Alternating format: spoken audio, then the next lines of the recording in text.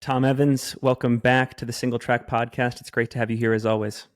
Finn, thank you very much for having me. Yeah, in a slightly different setting today. Not sat by a swimming pool in Phoenix, but it's almost as hot here in the Alps at the moment. But no, thanks for having me back. How are you doing? I'm doing great, and this is my favorite time of year, and you're kicking off our pre-race interview series, so I'm very excited. But before we talk about UTMB, there's one thing I wanted to ask you about. I was listening to your post-Western States podcast with your coach, Scott Johnston, and you mentioned at one point in the conversation that you had consulted with Olav Alexander on various strategies for that race. And for those that don't know, Olav is the legendary coach of Christian Blumenfeld and Gustav Iden. They're two of the biggest names redefining what's possible in Ironman triathlon right now. And a lot of that is thanks in part to his philosophy. But anyways, I just find this so fascinating because it seems so beneficial in our sport these days to look across at other endurance sport disciplines for advice. So I think what I want to ask you is, what did Olav have to say about ultra trail running, and what did you learn and apply from conversations with him? Yeah, I think it's a great question. I think it's less about the specifics in the actual sport, but far more about human performance. And there is an equation for human performance and how to get the best out of yourself. And yes, it's different for the sport and it's different for the individual. And I think what Olav is really good at is, understanding what the equation needs to be for that individual so they can do better. And also then really getting things dialed down to be trained for the specificity of the event. Like what are the demands of the event? Like training for a Western States is super different to training for UTMB, for example.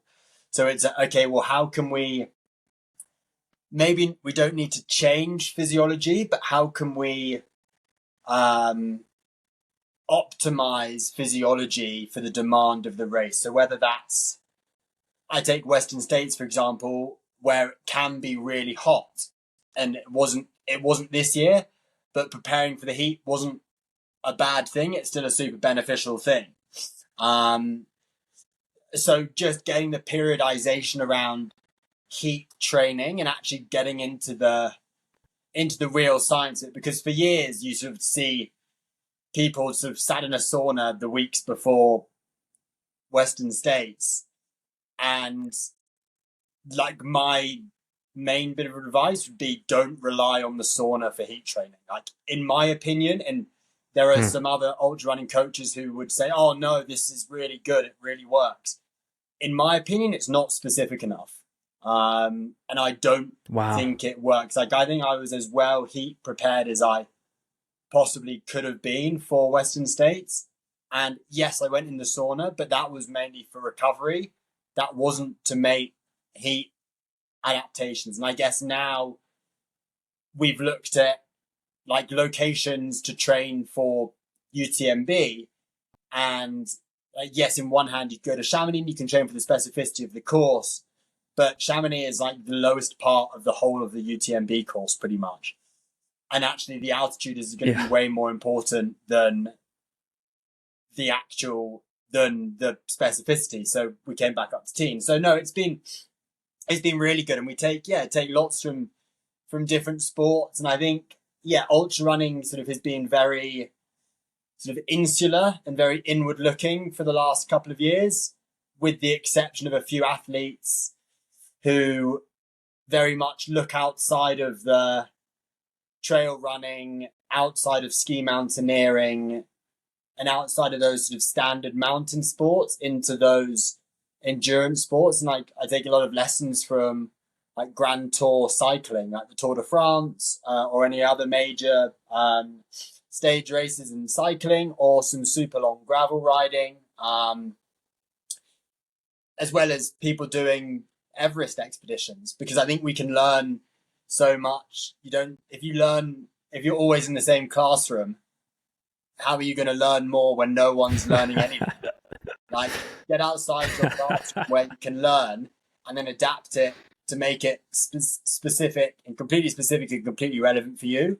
But if you don't have that knowledge, or you don't know someone, or you don't go out there and try and find that knowledge, then how can you improve? Thanks to Features Socks for supporting our UTMB coverage. This is my go-to sock for trail running. It's comfortable, it's durable, it's fashionable. If you're curious, if you want to try a pair yourself, head over to their website. You can use code Singletrack20 at checkout for 20% off your next order. This episode is also sponsored by Oladance. Oladance has been my go-to choice for headphones the last 10 months. I've used these in training. I've used them in racing. There's a couple things that I love especially. First, I've gotten 16 hours of battery life in these headphones on a single charge. They have superior sound quality. Their open ear design means you don't get that achy feeling after long periods of usage, and you still get to hear your surroundings too to some extent for safety purposes. These look great. They fit great.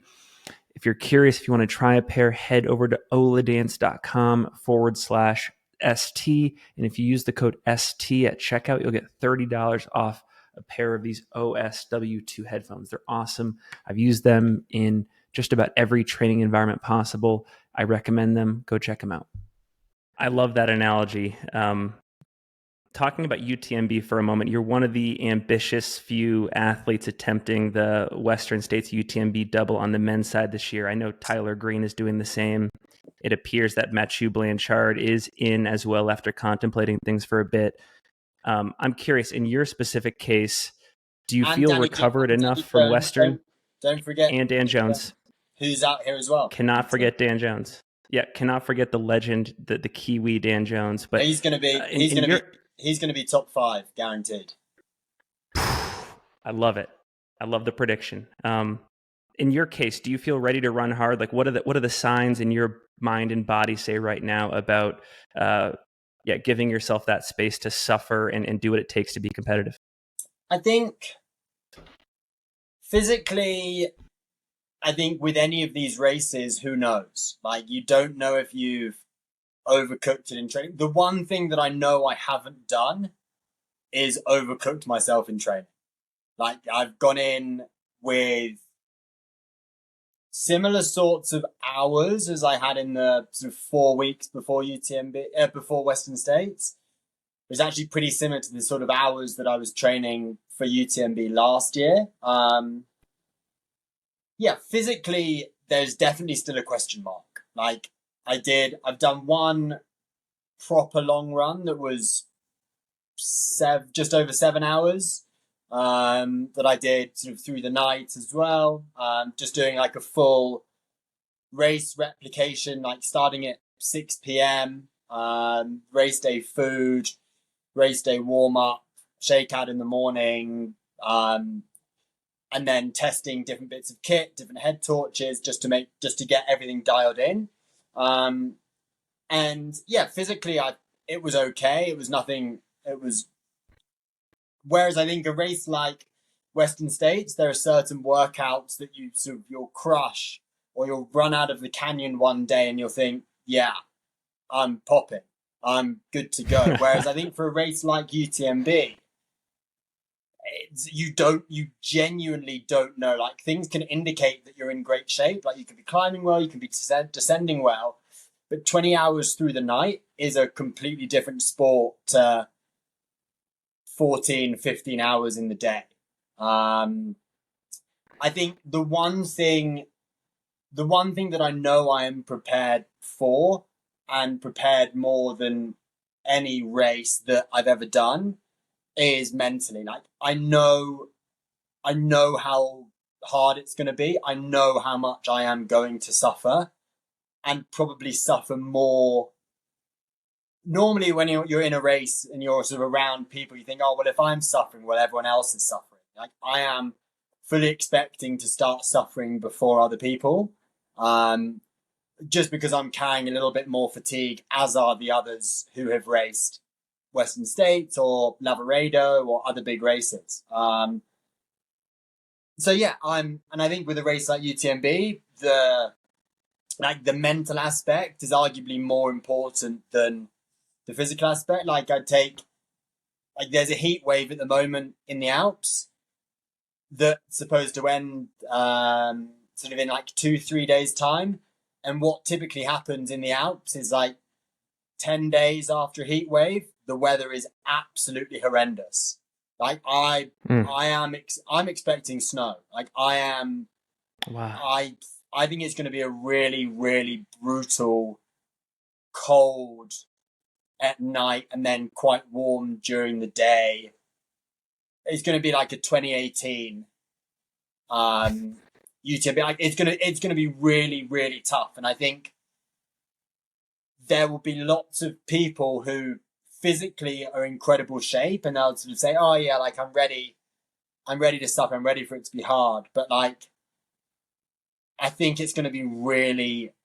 I think the external factors are going to be way harder than Western States this year, UTMB last year. I think it's going to be absolutely brutal, and for me, like I think that's a good thing because I feel is my physical preparation the best leading up to this? No, because 8 weeks ago I raced the best 100 miler of my life, and I think I probably could have run 28 30 10K, a 62:30 half, a 2 Yeah. a 12 marathon, maybe 2:13, and a really good Western States. Whereas now, again, I hadn't touched poles until a month ago, since UTMB last year. Because why would I? I was training for Western States. So for me, like this has come as this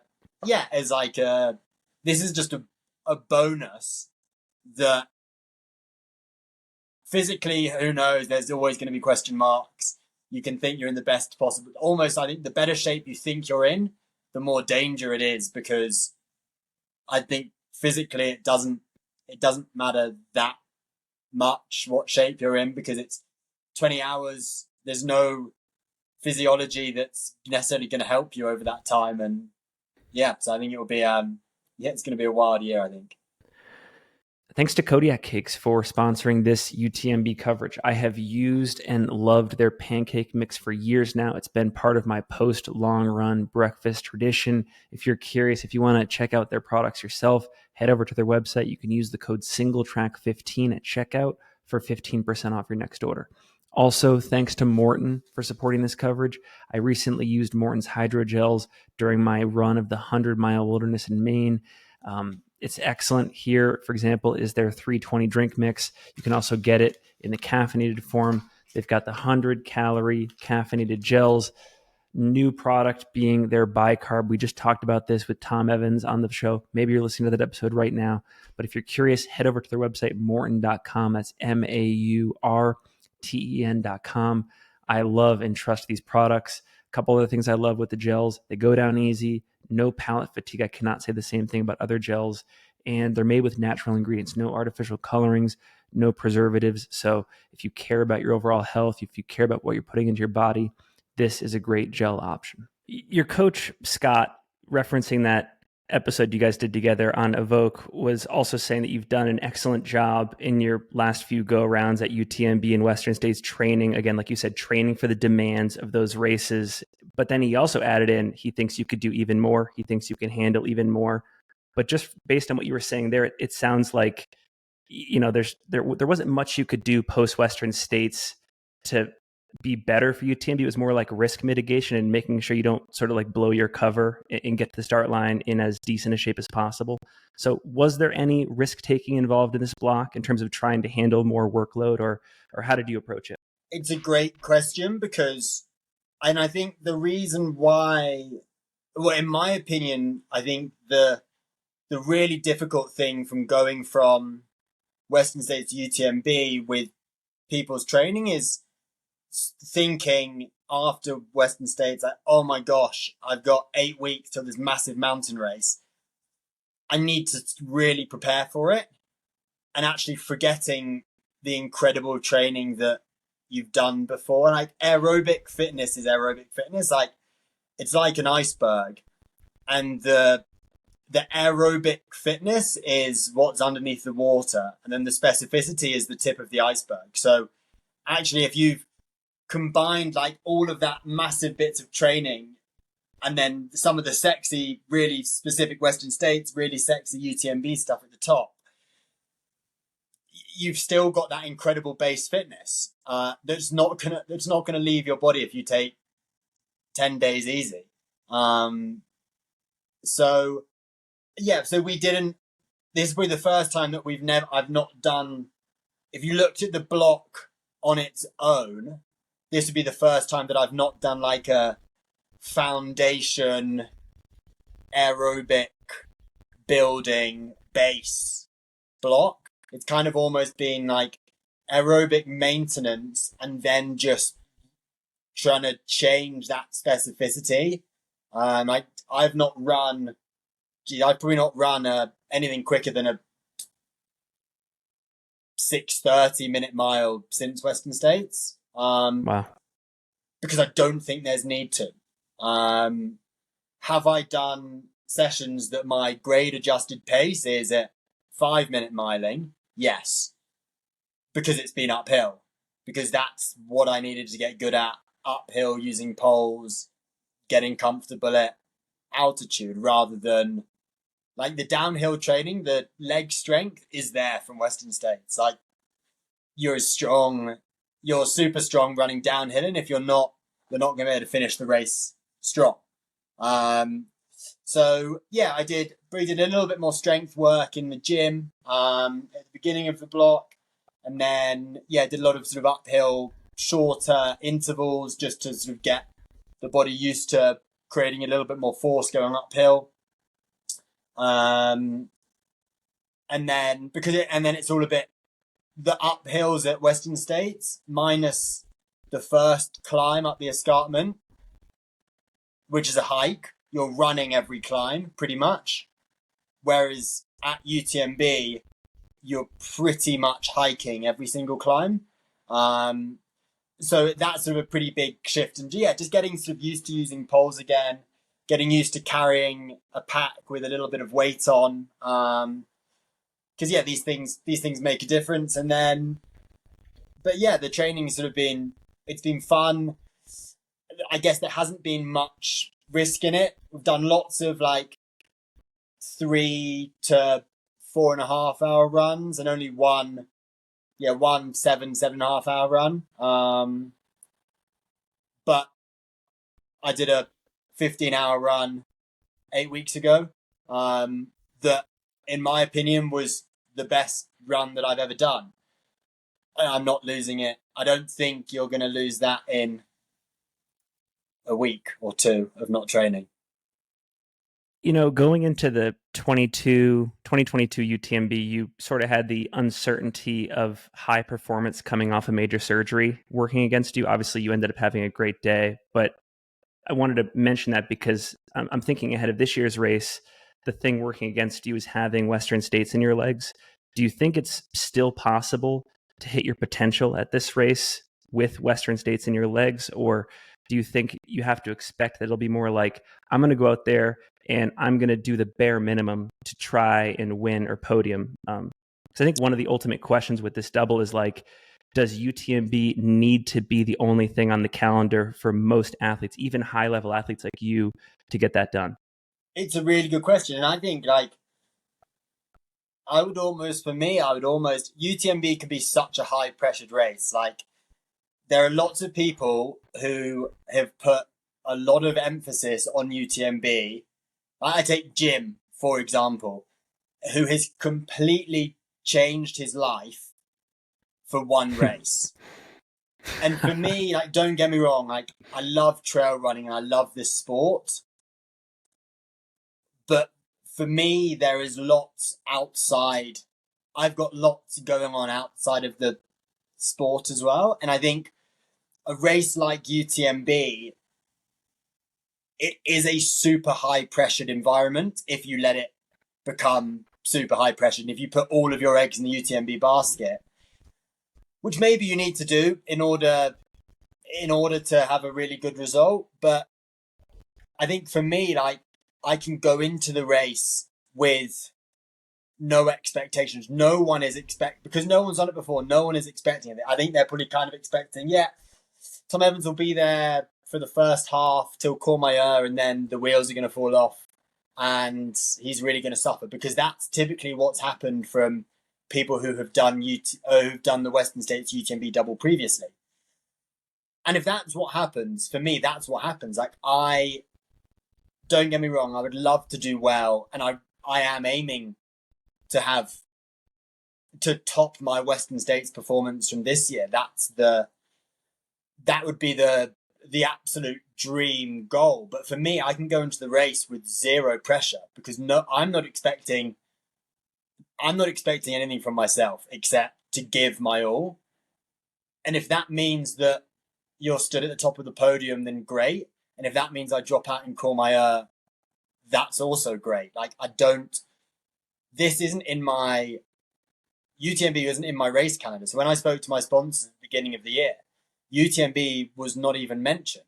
So as for financially and as an athlete who does this professionally, I have no pressure. This doesn't matter. My year is done. And so that means that I can run. That means I can go and have fun. Whereas at Western States, I probably didn't enjoy Western States as much as I would have liked to have done until I got on to sort of Roby Point, because it was only at that point that I knew I'd done I'd achieved what I'd set out to achieve. Whereas with UTMB this year, like, it's a bit raw around the edges. It's a bit rough. The training's still been really good. I'm really, really excited about doing it. I'm not nervous at all, which is so cool going into the race, because I'm here. I do this sport because I love it. And if I didn't love it, I'd go and get a real job. And so, yeah, I'm probably for the first time ever before a race. I will get nervous before, but now, starting my taper, like, I'm just genuinely excited about racing and actually racing, rather than being sort of completely obsessed with splits and, I need to get to Western States was, I'm going to get to Robinson Flat at this time. And if I'm 5 minutes slower, then I need to have this, and this. Whereas the UTMB, it's going to be like, okay, cool. Well, this is what it is. Let's kind of not freestyle it, because I've got a really specific and really dialed in and detailed plan. But at the same time, don't take it too seriously and go and enjoy it, because you love this sport. You're here to enjoy it. If you weren't enjoying it, or if you're not going to enjoy it, don't bother doing it, because otherwise there is no point. So, yeah, I'm truly, truly excited. And there's always an excited and a nervous and the anticipation before a race. Whereas for UTMB this year, I'm genuinely like a kid before Christmas. I am so excited. Like, my kit's pretty much already packed. I've already prepped all of my nutrition, and we're still almost 2 weeks out. I'm so excited about it. Which is, I think for me is really cool, is there could be heaps of pressure because, Tom's coming back. He was on the podium last year and he won Western States this year. And every time he finishes third in a race and then comes back, he's won. So who knows what's going to happen this year? And I'm just like, well, we'll see. I'm just going to go out and have the time of my life. And if I have one of those great days, I have one of those great days. And if I don't, I'm going to have a smile, and I'm just going to enjoy the day, because it's one of the coolest races in the world. And I didn't think I was going to be here this year. And here I am after spending almost a month at altitude, feeling really fit, no pains, no niggles. And yeah, mentally just feeling really strong. Thanks to Brooks for sponsoring this UTMB coverage. I have been using their High Point collection, particularly the waterproof jacket and pants for hiking adventures, as well as their new and improved Cascadia 17, which is my favorite Cascadia since version 8, which I used for a thru hike way back in 2014 of the Appalachian Trail. So if you want to check out all this gear, head over to brooksrunning.com/singletrack for more information.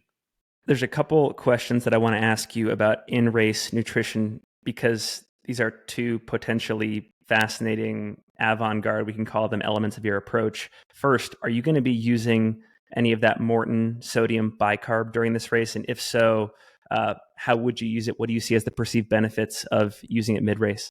Yeah, so I will use bicarb pre-race for two reasons. One for the bicarbonate, but also one for the sodium. Like I've always done like a sodium loading protocol before a race just to really up my sodium because I don't take extra salt or any electrolytes or anything during a race because I think your body's pretty good at maintaining them. But there'll be lots of people who will say, oh, no, you need to take loads of electrolyte tablets. But for Western States, for example, I didn't take one salt pill. I didn't take one electrolyte. Wow. Like, yes, there's some sodium in Morton, but there's not much. And I didn't cramp once. And there's also a lot of science suggesting, lots of science suggests that there is a relationship between sodium and cramping. But there is also lots of science suggesting that there is zero relationship between sodium levels and cramping. Who knows which one's which? There'll be some people who will swear by it. There'll be some people who don't. And I'm kind of sat on the fence with this one. So yeah, I'll preload with bicarb, and then I'll take the bicarb stays different. It's different for individuals, and also depends on how much you take, but from doing testing with Morton, the bicarb stays pretty consistent in my body for sort of between 8 and 9 hours. And I'll consume it sort of 90 minutes to 2 hours before the race. So sort of 7 hours is when I start seeing a little bit of a decline. So the easy place for me to take it is in Courmayeur. So I'll have another serving in Courmayeur, and I was planning on having a second serving at Western States at Forest Hill, but then Dakota just ran too fast through Forest Hill, so yeah.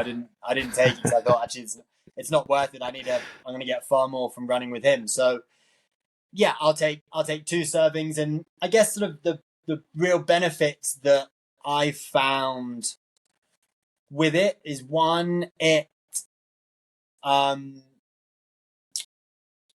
firstly, like my perceived exertion goes down when I'm taking it, probably by like 1 to half. If you're measuring out of 10 being I'm about to die, 1 being this is really easy, 4 being like an easy run. My perceived rate of exertion is about sort of between half and 1 lower than it would be without. And then secondly, I think there's a lot of good data with using bicarb at altitude. Like I don't think bicarb's particularly useful in a sport like marathon running where you're running a certain pace until the last lap and then looking at with the 10,000 meters last night at the World Champs, the last lap was running 52.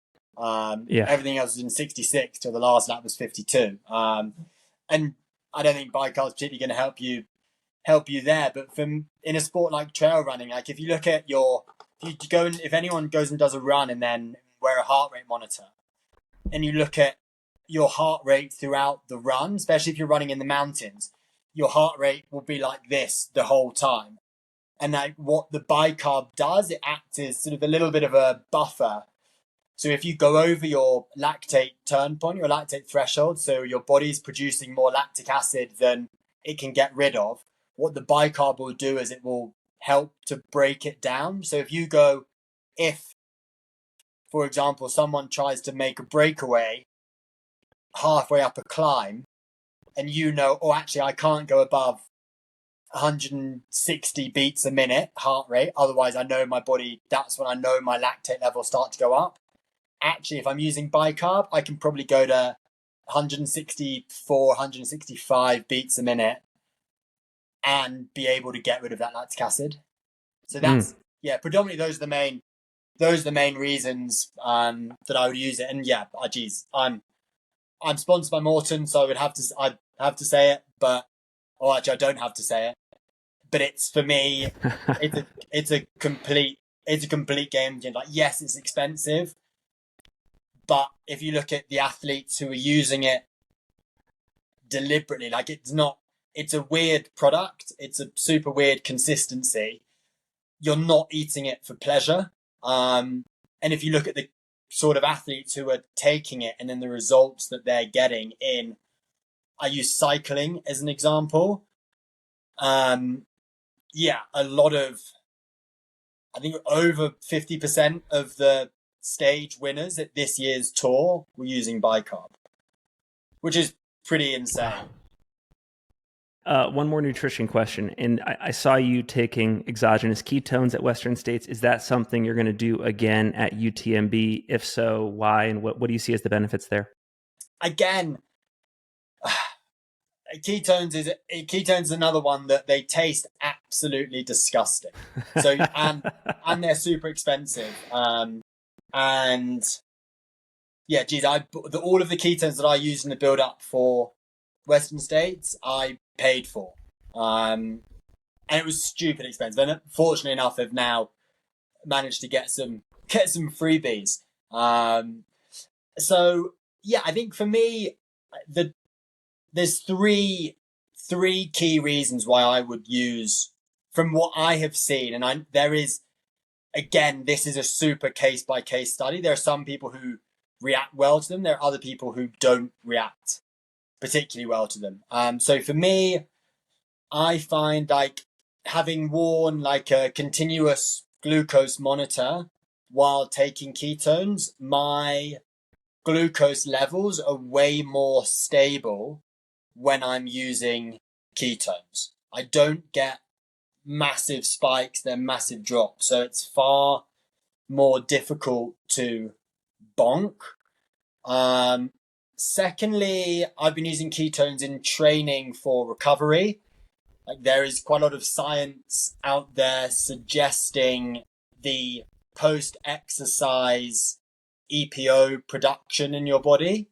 EPO obviously gets a super bad rap because that's what people use to dope when they're injecting it into themselves.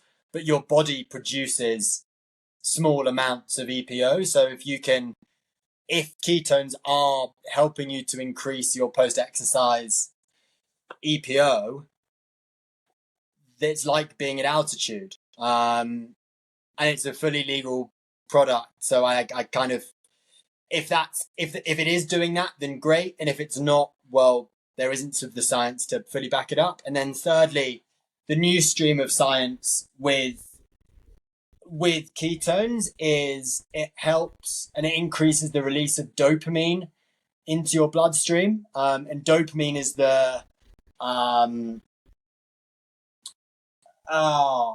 it's the hormone that makes you feel good.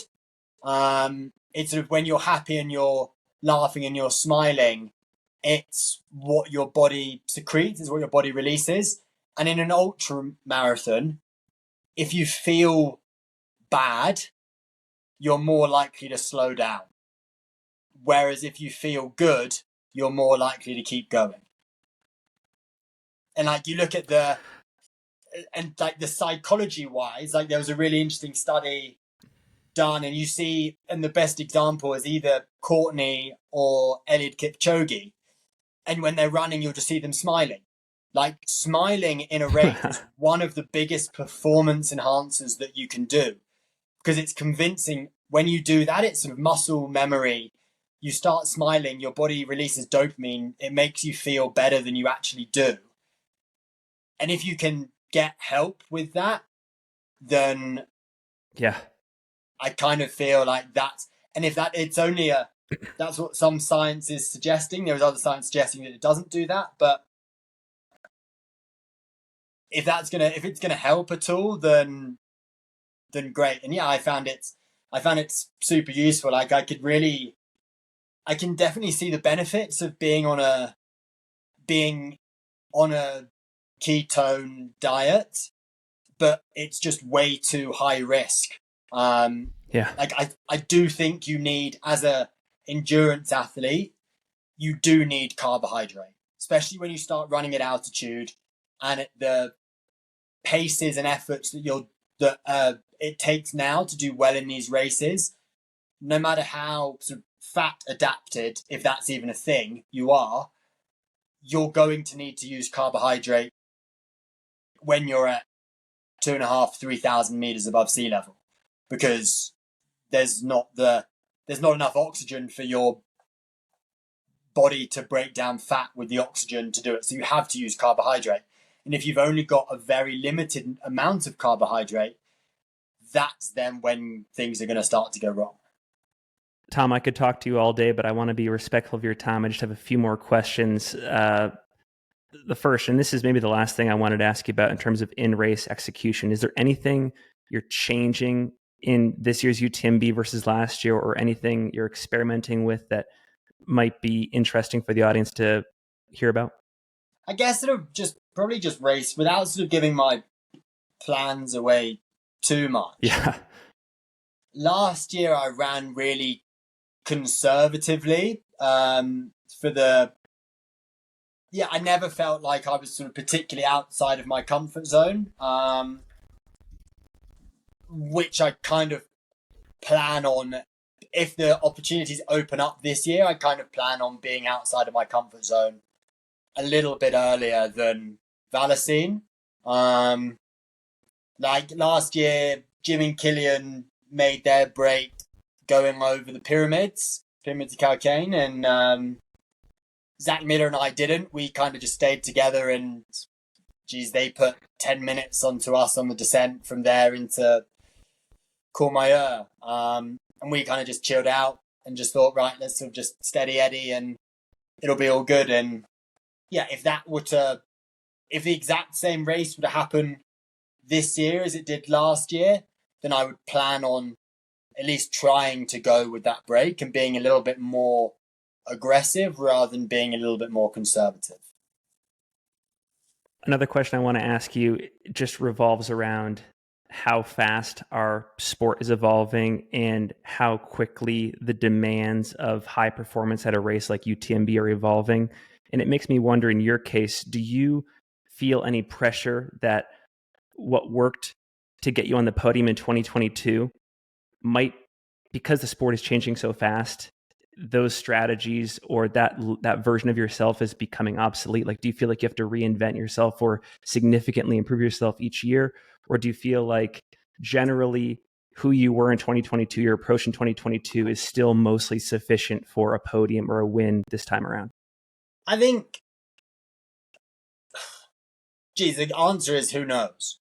Like, I don't think my strategy and my methodology is my strategy and my methodology. If that's good enough to be the best on the day, then great. But if there's one person or 10 people who have a better day and have had better preparation and have just executed their preparation better than I have, great for them. Like, fair play, guys. You've done an amazing job. And I hope that me being on the start line and me trying to do both has been a bit of motivation, because I see people's names on the start line. I think, right, I'm super excited about racing against you and racing with you and sharing miles with you. Like, it's really cool. And I hope now that there's that, the expectation of that I can sort of inspire people, whether it's people at the front of the pack, middle of the pack, or back of the pack, that I think I have a pretty, not necessarily unique, because I think a lot of people are now looking more into the sports science and the other things that they can control, the sort of the psychology. Like, Adidas Terrex trail running team, for example, has just hired a psychologist for the team, which is really cool. Super cool. It's a little bit obsolete for me as I already have everything that I want, but it's amazing to see that I think they are learning and giving the support to those athletes who need it, because I think there is real benefit in doing that. For example, like they decided to employ a psychologist rather than a physiologist, for example, which, and in my opinion, like last time we spoke, like I think the psychology is more important than the physiology.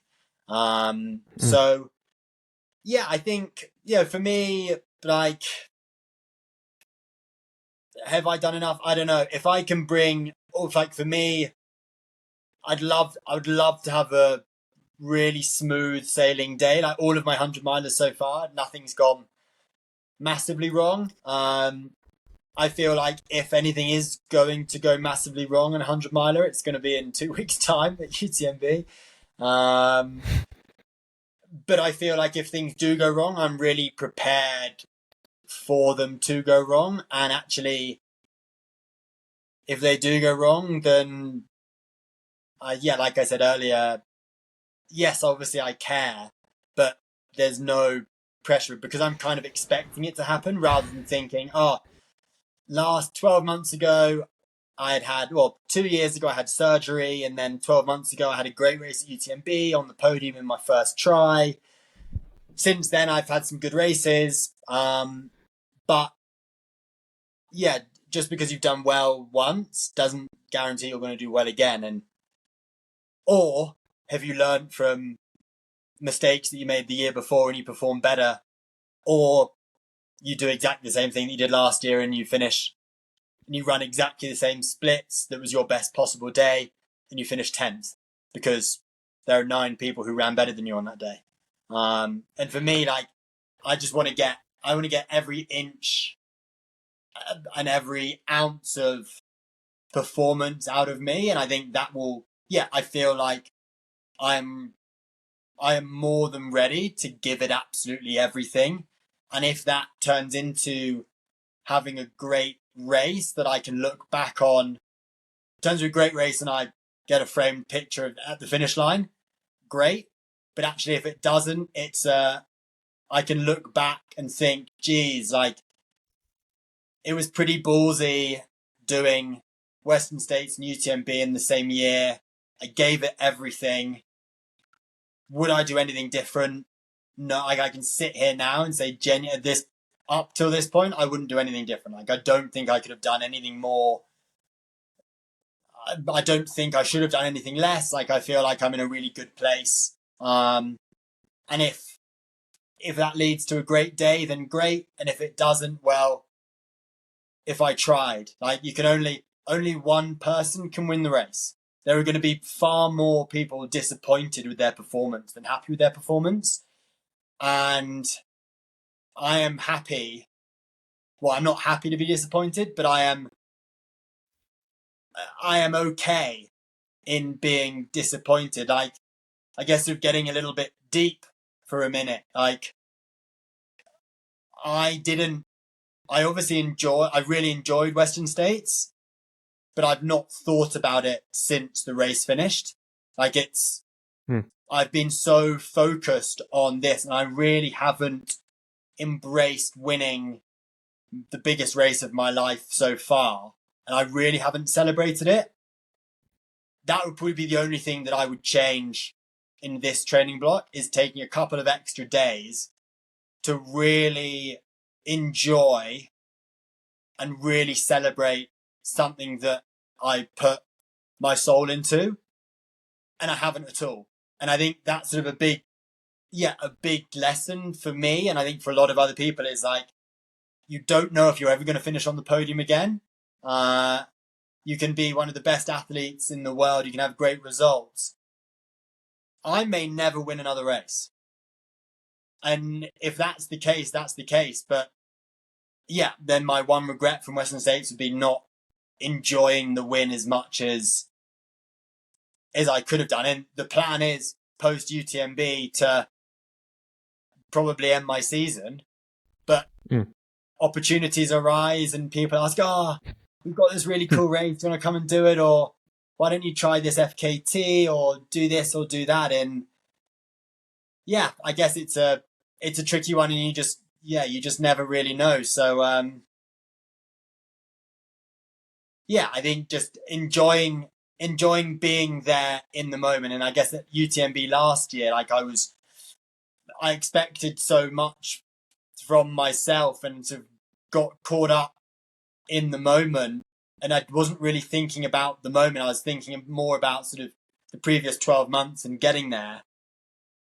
And then I guess I was thinking a little bit more about getting to the finish line. Whereas this year, I think I can really go in and be at one and be really level and be really mentally, yeah, with it and connected and in the moment, which I'm really, really looking forward to.